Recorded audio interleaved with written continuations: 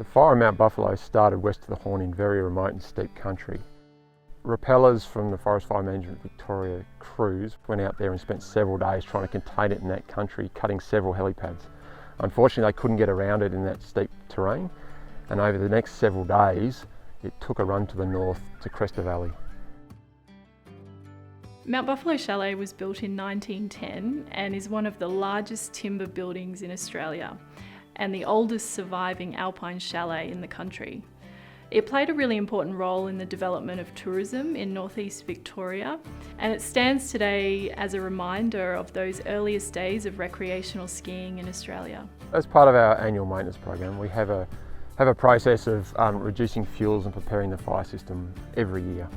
This year, when the fire started with our dry conditions, we upped that preparation to include removal of any fine fuels around the building, anything that would catch alight.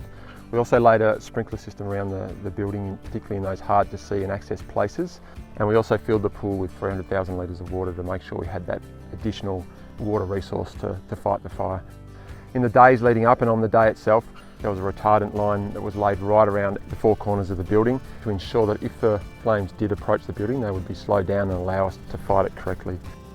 We also had additional strike teams from CFA up here and Forest Fire Management Victoria start resources to protect the building. At the height of the bushfire threat in January, hundreds of significant items from the chalet were temporarily removed and placed in off-site secure storage to ensure their survival. So the fire started on 31st of December, so New Year's Eve, and we knew that there was lots of families, lots of people holidaying in northeast Victoria. We issued watch and act advice messages, we issued evacuation orders ultimately for Harriettville, Bright and surrounds, and we also closed the Alpine National Park, Mount Buffalo National Park and surrounding state forests. Our biggest focus was about limiting the impact of this fire on community and people. So we deployed our rappel firefighters and they deployed in the helicopters behind me down a rope. We also attacked the fire with 15 different aircraft over numerous days operating out of the Ovens helibase here. And we had over 100 firefighters trying to tackle that blaze in and around Mount Buffalo National Park. Thankfully, the worst case scenario didn't eventuate for Mount Buffalo, but unfortunately, local tour operators based on the mountain and the local economy were severely impacted.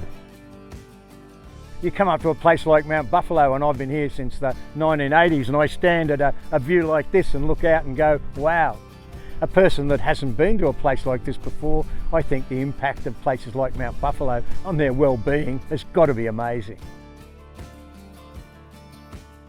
I'd like people from all over Australia to come and visit and see all the magnificent scenery we've got. Support the businesses that had a hard time over the last 6 weeks, whether it's accommodation, food, transport. But Mount Buffalo certainly is open for business. Come and visit us and of course bring some money and spend it in the towns.